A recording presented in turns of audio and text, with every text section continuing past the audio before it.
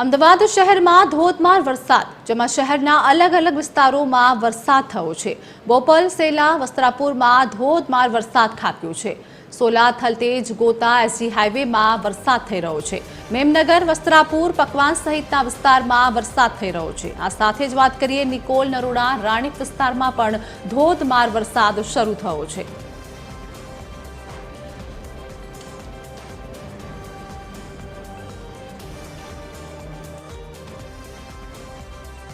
જે રીતે વરસાદ શરૂ થયો છે ને ખાસ કરીને 5થી શરૂ કરીને 6:30 વાગ્યા સુધી જે વરસાદ ધોધમાર પડ્યો છે। ખાસ કરીને શહેરના તમામ વિસ્તારો, ખાસ કરીને કહી શકાય કે શહેરના પૂર્વ અને પશ્ચિમ સહિતના તમામ વિસ્તારોમાં વરસાદ વરસ્યો છે। જો અમદાવાદ શહેરની જો વાત કરીએ તો ખાસ કરીને જોધપુરથી શરૂ કરીને જોધપુર છે, બોડકદેવ છે, પકવાન 4 રસ્તા છે, ત્યાંથી શરૂ કરીને એસજી રોડ ઉપર પણ ભારે વરસાદ થયો છે અને વરસાદી પાણી પણ કેટલાક વિસ્તારોમાં ભરાઈ ગયા છે।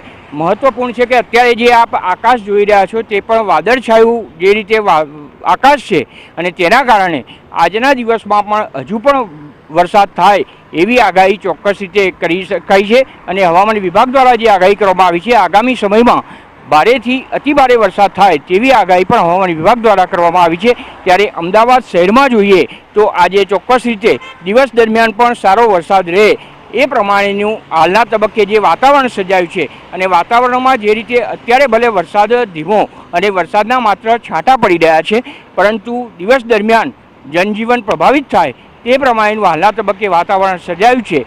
પરિણામે કહી શકાય કે હજુ પણ આગામી સમયમાં ભારેથી અતિભારે વરસાદ થાય તે હવામાન વિભાગે આગાહી કરી છે। નીતિન બગડા સાથે અરુણ શાહ, TV 13 ન્યૂઝ, અમદાવાદ।